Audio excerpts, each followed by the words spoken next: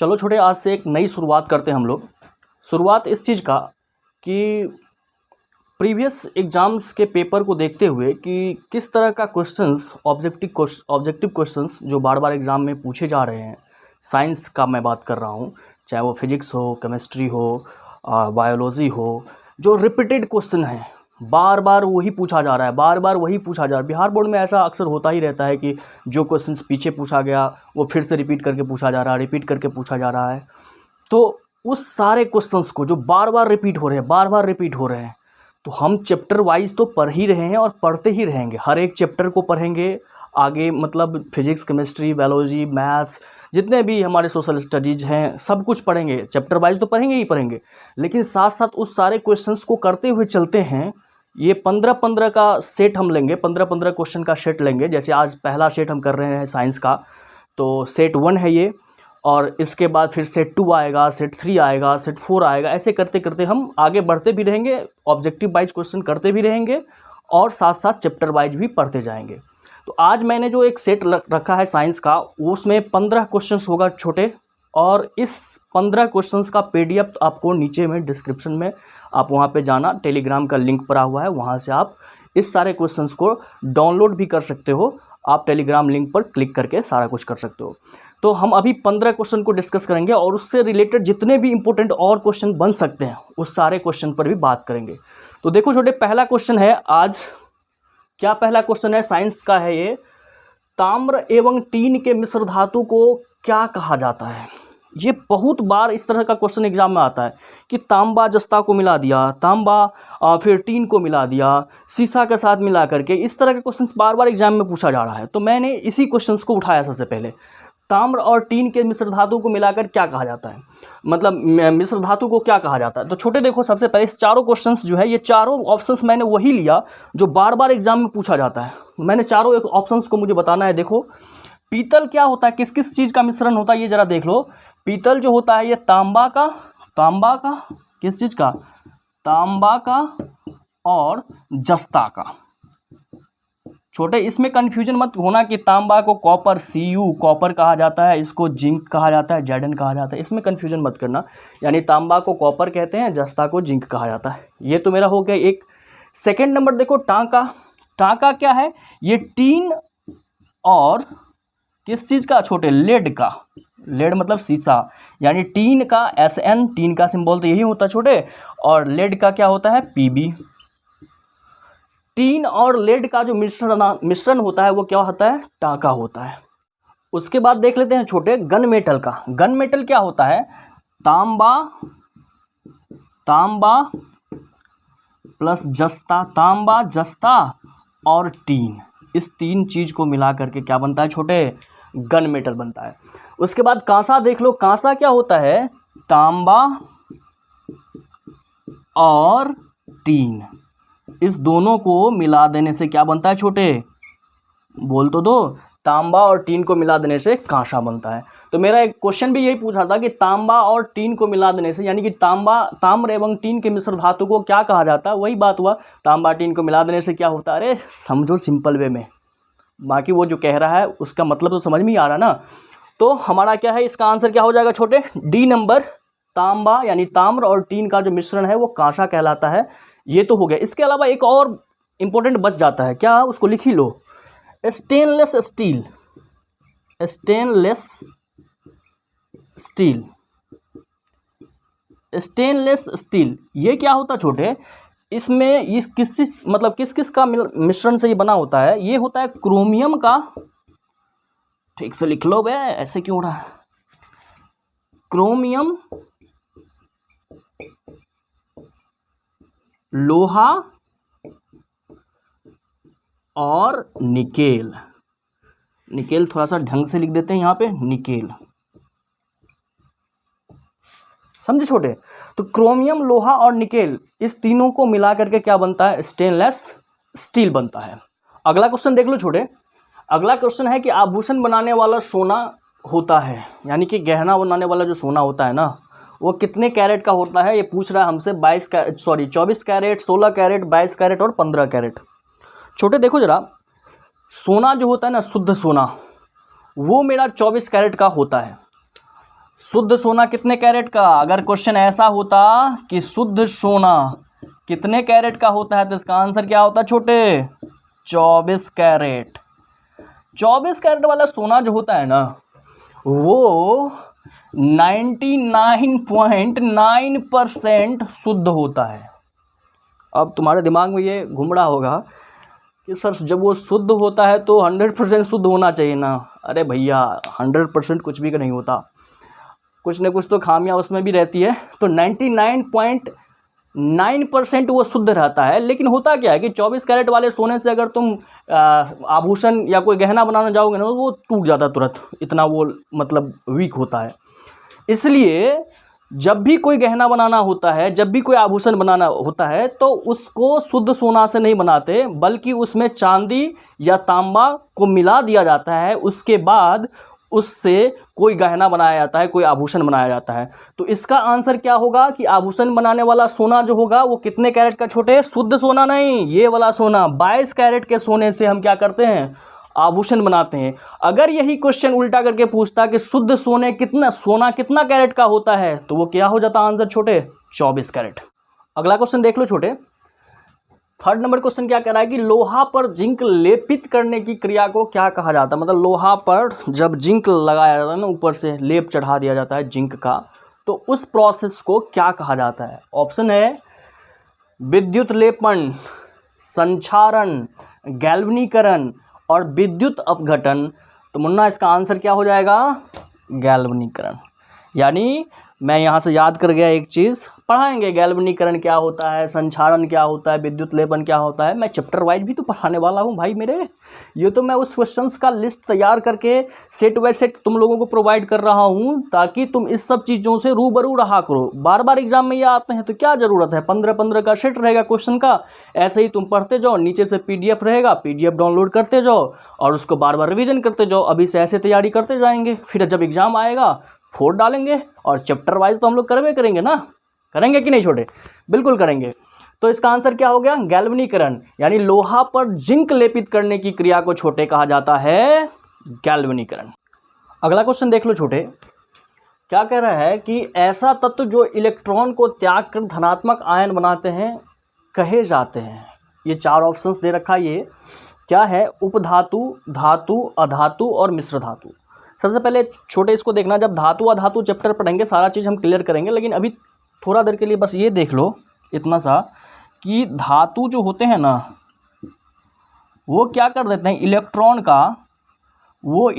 का त्याग करते हैं, इलेक्ट्रॉन का त्याग करते हैं। और अधातु जो होते हैं ना, अधातु ये इलेक्ट्रॉन को ग्रहण करते हैं।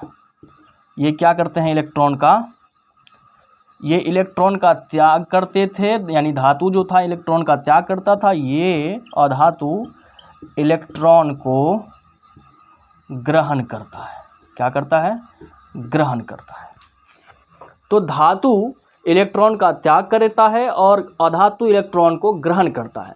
जो इलेक्ट्रॉन को त्याग करता है वो धनायन यानी धनात्मक आयन बनाता है, और जो इलेक्ट्रॉन को ग्रहण कर लेता है वह ऋणात्मक आयन बनाता है। वैसे भी देखो ना, सिंपल सी चीज़ों से समझ लें हम लोग कि जो आदमी किसी को कोई पैसा दे देता है धनी आदमी होता है, और जो किसी से पैसा ले लेता है वह ऋणी आदमी होता है।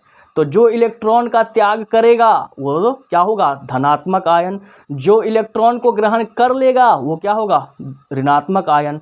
ठीक है छोटे, इतना समझ में आ गया? तो धातु जो होता है हमारा इलेक्ट्रॉन का त्याग करता है तो ये कौन सा आयन बनाएगा? धनात्मक आयन। और अधातु इलेक्ट्रॉन का क्या करता है? ग्रहण करता है, तो यह कौन सा आयन बनाएगा? ऋणात्मक आयन। तो इसमें जो क्वेश्चन पूछा था कि ऐसा तत्व जो इलेक्ट्रॉन को त्याग कर धनात्मक आयन बनाते हैं क्या कहलाता है? बताओ तो क्या कहलाएंगे इनमें से? धातु। क्या होगा आंसर छोटे? धातु। क्योंकि धनात्मक आयन त्याग, इलेक्ट्रॉन का त्याग करके धनात्मक आयन तो सिर्फ और सिर्फ कौन बनाते हैं? धातु बनाते हैं। अगला क्वेश्चन देख लो छोटे। क्वेश्चन कह रहा है कि प्लास्टर ऑफ पेरिस का रासायनिक सूत्र क्या होता है? ये बड़ा इंपॉर्टेंट क्वेश्चन है, इतना इंपॉर्टेंट कि कुछ कह नहीं सकते। बार बार घुमा घुमा के ये पूछा जाता है एग्जाम के अंदर। तो जब हम पढ़ेंगे इस चैप्टर में तो सारा चीज़ को क्लियर करेंगे ही। अभी के लिए समझ लो कि प्लास्टर ऑफ पेरिस क्या होता है। जिप्सम को ना 373 केल्विन पे, कितना पे छोटे, 373 केल्विन पे, या इसको 100 डिग्री सेल्सियस भी तो बोल ही सकते। अरे इतना तो पता है कि ये भी नहीं पता है कि 373 केल्विन बराबर 100 डिग्री सेल्सियस होता है, होगा, मुझे पता है। तो जब जिप्सम को ना 373 केल्विन पे गर्म किया जाता है तो क्या होता है, जिप्सम अपने में जो पानी रहता है ना उसका त्याग कर देता है, और जिप्सम अपने में से पानी को त्याग करके कैल्शियम सल्फेट अर्ध हाइड्रेट बनाता है।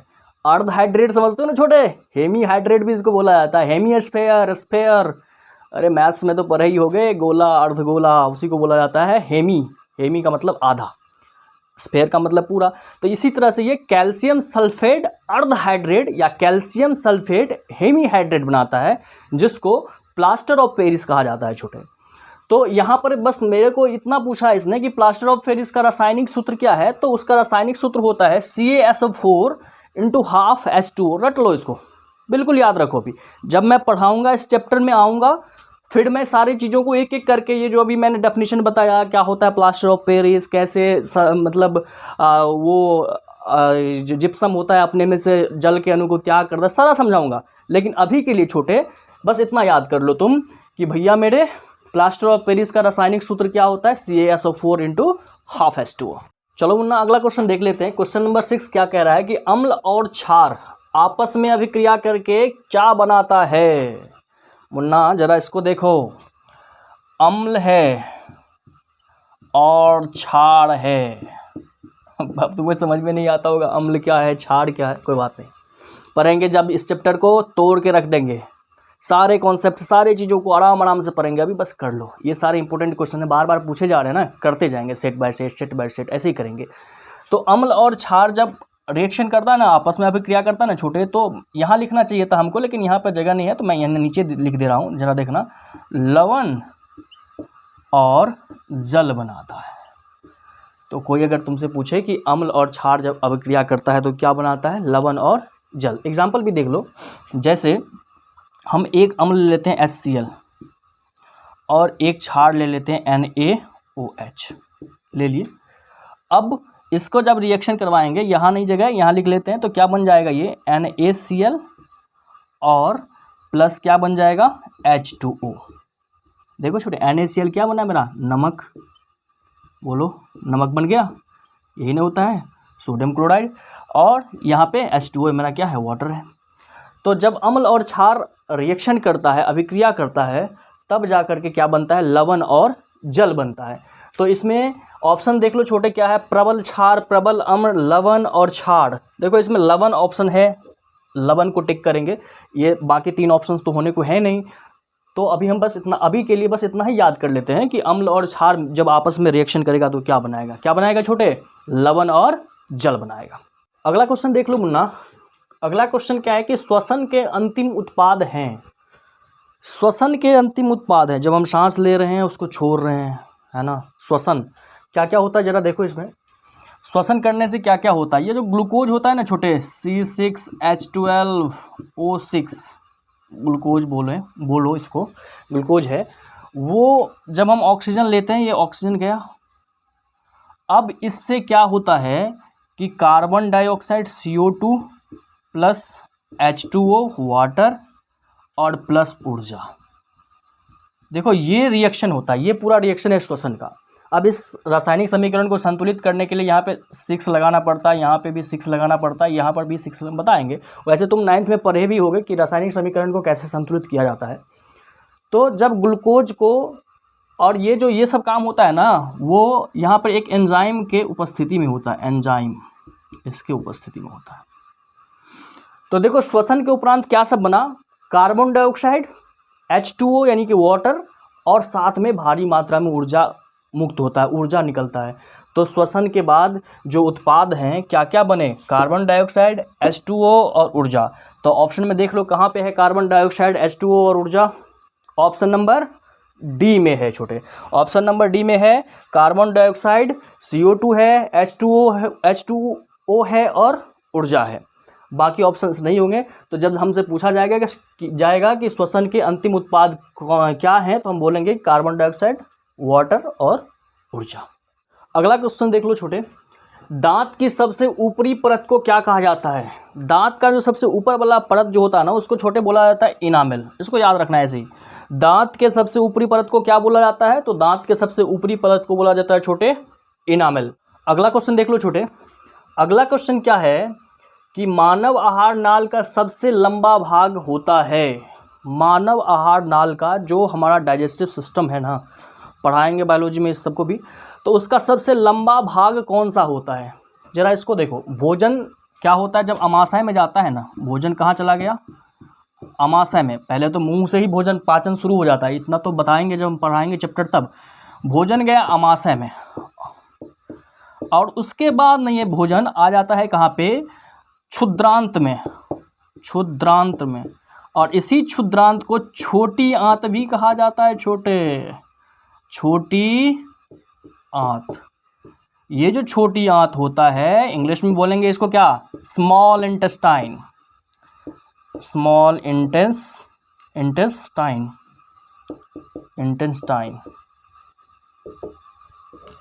तो ये जो भोजन जब छोटी आंत में पहुंचती है, छोटी आंत में पहुंचने के बाद यहाँ पे भोजन का लगभग पार्ट खत्म हो जाता है, अंतिम रूप से पाचन हो जाता है। वहाँ पे भोजन का न केवल पाचन होता है, बल्कि वहाँ पे अधिकांश भोजन का अवशोषण भी हो जाता है। और यही छोटी आंत हमारे बॉडी का, हमारे जो मानव आहार नाल का पार्ट है, मानव आहार नाल का, बॉडी का नहीं सॉरी, आहार नाल का सबसे बड़ा भाग है। और इसका जो लंबाई होता है ना, एक वयस्क व्यक्ति में इसकी लंबाई जो होती है वो होता है 6 से 7 मीटर का। 6 से 7 मीटर का लंबाई होता है इस छोटी आंत का एक वयस्क व्यक्ति में। और इसका जो व्यास होता है ना छोटे, व्यास कहने का मतलब इसका जो चौड़ाई होता है 35 मिलीमीटर का। 35 मिलीमीटर का इसका चौड़ाई होता है, किसका? छोटी आंत का।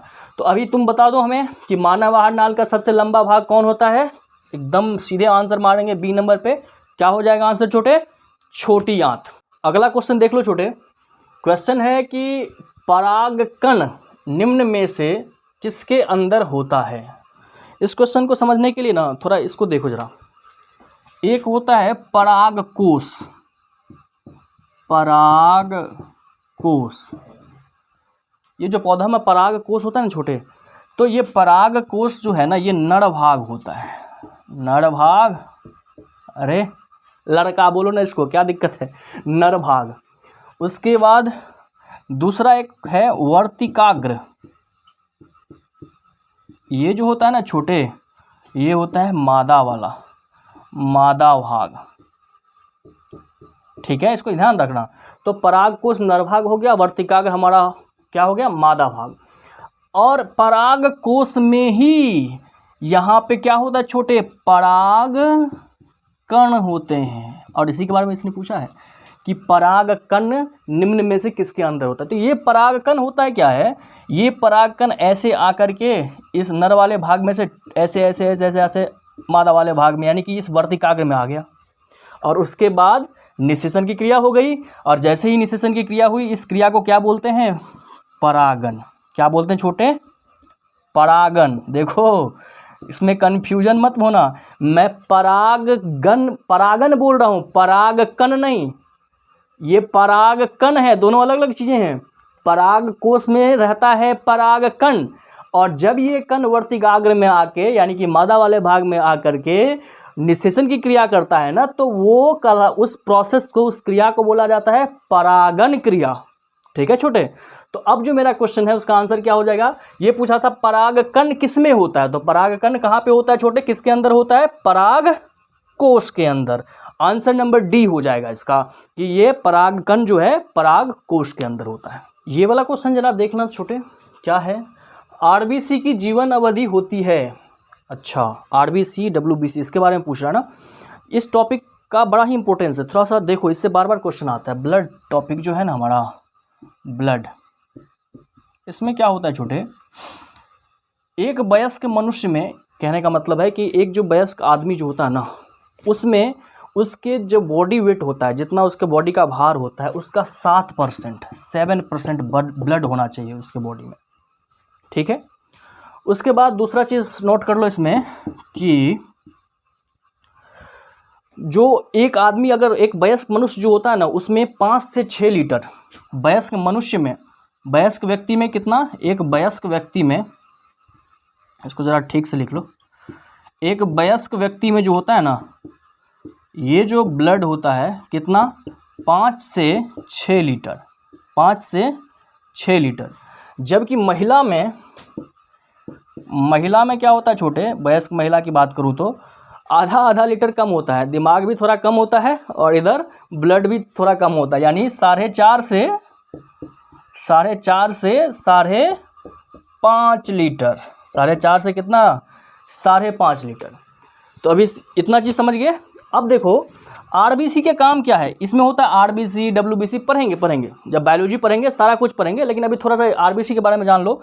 3rd नंबर ये जान लो कि आरबीसी का काम क्या है। आरबीसी करता क्या है छोटे, तुम्हारे बॉडी के अंदर में जो ब्लड में आरबीसी है ना, जब तुम सांस लेते हो तो ऑक्सीजन को हर कोशिकाओं में लेके जाता है ये, चलो चलो चलो चलो इसको जिंदा रखो, इस कोशिका को जिंदा रखो, ले चलो ऑक्सीजन को, ले चलो, ढो के ले जाता है उसको ऐसे ऐसे। फिर वहाँ से वापस आते समय, जिस तरह से भाड़ा गाड़ी तुम लेके जाते हो और वापस आते समय अगर कुछ सामान रह जाता है तो उसको नहीं पकड़ा देते हो, ले जाओ इसको वापस घर पे छोड़ देना, उसी तरीके से क्या करता है आरबीसी, लेके गया ऑक्सीजन को कोशिका तक, हर बॉडी के हर कोशिका तक पहुंचाया, फिर वहाँ पे जो कार्बन डाइऑक्साइड था उसको लेके फिर से वापस आ गया। यानी हर बॉडी के हर कोशिका तक ऑक्सीजन को पहुंचाना और वहाँ से हर पार्ट से कार्बन डाइऑक्साइड को वापस लाना किसका काम है छोटे, आरबीसी का। किसका काम है, आरबीसी, रेड ब्लड कार्पोसेल्स। अब देख लो 4 नंबर डब्ल्यूबीसी छोटे, वाइट ब्लड कार्पोसेल्स। देख लो, ये हमारे बॉडी का बॉडीगार्ड है छोटे, ये हमारे बॉडी का क्या है, बॉडीगार्ड है। जो भी जीवाणु रोगाणु अटैक करने की कोशिश करता है उसको ये उठा के पटक के मार के खा जाता है। यही कारण है कि हमारा बॉडी थोड़ा सुरक्षित रह पाता है, और ये डब्ल्यूबीसी वाइट ब्लड कार्पोसेल्स का काम ये है। इसका अभी जीवन अवधि की बात कर रहा था ना, तो ये जो हमारा आरबीसी है ये 120 दिन तक जिंदा रहता है। आरबीसी कितना दिन तक छोटे, 120 दिन तक। और डब्ल्यूबीसी जो है ना ये थोड़ा बड़ा गड़बड़ है, ये 2 से 4 दिन तक रहता है। कितना दिन तक, 2 से 4 दिन। ये बॉडीगार्ड, इसको रहना चाहिए ज़्यादा दिन तक, 2 से 4 दिन तक ये जिंदा रह पाता है, उसके बाद गया काम से। चलो छोटे, तो इसका आंसर बता दो मुझे कि आरबीसी की जीवन अवधि होती है कितना, अभी बताया कौन, 120 दिन। क्या आंसर होगा मुन्ना, 120 डेज। अगला क्वेश्चन देखो, क्या है कि मानव शरीर का सबसे लंबी कोशिका है। अच्छा, मानव शरीर का सबसे लंबी कोशिका क्या होता है छोटे, न्यूरॉन होता है। मानव शरीर का सबसे लंबी कोशिका क्या होता है, न्यूरॉन होता है। और इसका काम क्या होता है कि एक कोशिका से दूसरे कोशिकाओं में सूचना को भेजना। एक ऐसे देखते हो ना, जब ऐसे बैठे रहते हैं कोई चींटी ऐसे काट लिया, कैसे पता चल जाता है कि चींटी काट लिया, किसका काम है ये चीज़, न्यूरॉन का। इस कोशिका से सीधे मस्तिष्क को पहुंचा, ओ अरे ये तो चींटी काट लिया, फट से समझ में आता, ओह ये तो हो गया मेरे साथ, ये चींटी हमको काट ली। तो ये सारा चीज़ जो है ना किसका काम है, न्यूरॉन का। और न्यूरॉन सबसे लंबा कोशिका होता है। तो इसका आंसर क्या हो जाएगा छोटे, सी नंबर। मानव शरीर की सबसे लंबी कोशिका कौन सा है, न्यूरॉन। अगला क्वेश्चन देखो मुन्ना, क्या कह रहा है कि 1 मिली एम्पियर बराबर होता है। अच्छा देखो, मिली एम्पियर और माइक्रो एम्पियर में बड़ा कन्फ्यूजन होता रहता है, इसको जरा देख लो। मिली एम्पियर क्या होता है, मिली एम्पियर, इसको जरा देखो, 1000 मिली एम्पियर, 1000 मिली एम्पियर ये बराबर होता है किसके पता है, 1 एम्पियर के, 1 एम्पियर के। तो अभी हमसे क्या पूछ रहा है ये, 1 मिली एम्पियर। तो बताओ इसको क्या लिख सकते हैं, 10⁻³ milliampere is equal to कितना, 1 एम्पियर, है ना छोटे। अब यदि हम यहाँ से 1 मिली एम्पियर निकालना हो, 1 मिली एम्पियर निकालना हो तो क्या हो जाएगा बताओ, 1/10⁻³ एम्पियर, या इसी को हम लिख सकते हैं 10⁻³ एम्पियर, हाँ कि नहीं। तो क्या आ गया, 1 मिली एम्पियर बराबर कितना, 10⁻³ एम्पियर। इस तरह से तो इसका आंसर बी हो गया कि 1 मिली एम्पियर बराबर 10⁻³ एम्पियर। लेकिन दूसरा चीज़ देख लो, माइक्रो एम्पियर को जरा देखो, यहाँ पे मैं लिख दे रहा हूँ, जगह वहाँ नहीं है। माइक्रो एम्पियर क्या होता है छोटे? माइक्रो एम्पियर, ये माइक्रो एम्पियर क्या होता है? 10 to the power 6 microampere जो होता है 10 to the power 6 microampere, ये बराबर होता है 1 एम्पियर के। 10 to the power 6 microampere ये इक्वल होता है 1 एम्पियर के। देयरफॉर 1 माइक्रो एम्पियर अगर कहे हमको निकालने के लिए तो क्या हो जाएगा? 10 टू द पावर, इधर देख लो ठीक से, 1/10 टू द पावर 6 एम्पियर, और जब इसको ऊपर ले जाएंगे तो क्या होगा? 10 टू द पावर -6 एम्पियर। तो इसमें गलती मत करना, माइक्रो एम्पियर और मिली एम्पियर इसमें दो अलग अलग चीज़ें हैं। अक्सर आदमी गलती करता रहता है। मिली एम्पियर पूछेगा, जब कहेगा 1 मिली एम्पियर बराबर कितना एम्पियर, तो हम कहेंगे 10 टू द पावर -3 एम्पियर। पूछेगा 1 माइक्रो एम्पियर बराबर कितना एम्पियर, तो वो होगा 10 टू द पावर -6 एम्पियर। चलो छोटे इस क्वेश्चन को जरा देखते हैं। सौर सेल सौर ऊर्जा को रूपांतरित करता है, ये बड़ा ही इंपॉर्टेंट टाइप का क्वेश्चन है तुम्हारे मतलब ये बोर्ड एग्जाम के लिए। क्वेश्चन इस तरह का बहुत सारा पूछा जाता है, जैसे कभी पूछ लेता है कि विद्युत बल्ब बताइए। विद्युत बल्ब जो है किस ऊर्जा को किस ऊर्जा में कन्वर्ट करता है? तो विद्युत बल्ब जो है ये क्या करता है? विद्युत ऊर्जा जो होता है ना छोटे, विद्युत ऊर्जा उसको प्रकाश ऊर्जा में, विद्युत ऊर्जा को किस में? प्रकाश ऊर्जा में, है ना। उसके अलावा डायनमो भी कभी कभी पूछता है। डायनमो के बारे में बताइए। डायनमो क्या करता है? यांत्रिक ऊर्जा को, याद रख लेना इस सबको, बड़ा इंपॉर्टेंट है।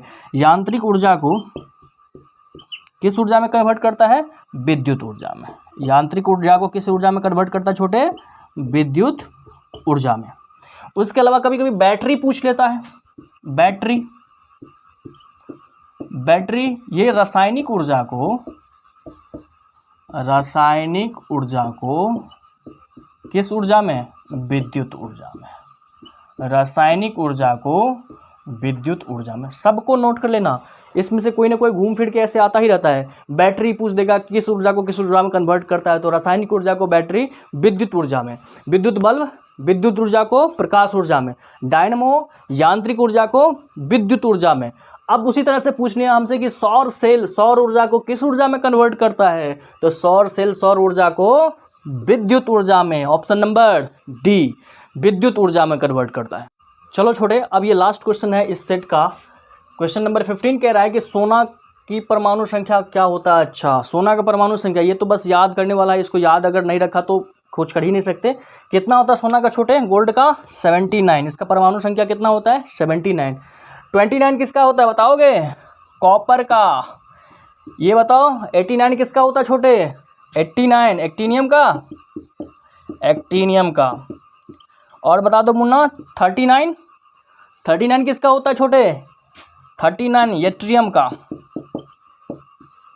ये तो एटॉमिक नंबर तुम्हें याद करके रखना होगा, उसके बाद ही हम इस सवाल का आंसर दे पाएंगे। छोटे देखो इस तरह के सेट बराबर आते रहेंगे, और ये सेट ऐसा सेट होगा जिसका PDF लेकर के और इस वीडियोज़ के एक्सप्लेनेशन को अगर तुमने देखा तो बोर्ड एग्ज़ाम आते आते जितने भी प्रीवियस ईयर के अच्छे अच्छे क्वेश्चंस का कलेक्शन होगा। ये अभी मैं साइंस में करवा रहा हूँ, इसी तरह से ज्योग्राफी वगैरह मतलब SST वाला सब्जेक्ट जो हमारा है उसमें भी सारे करवाएंगे हम।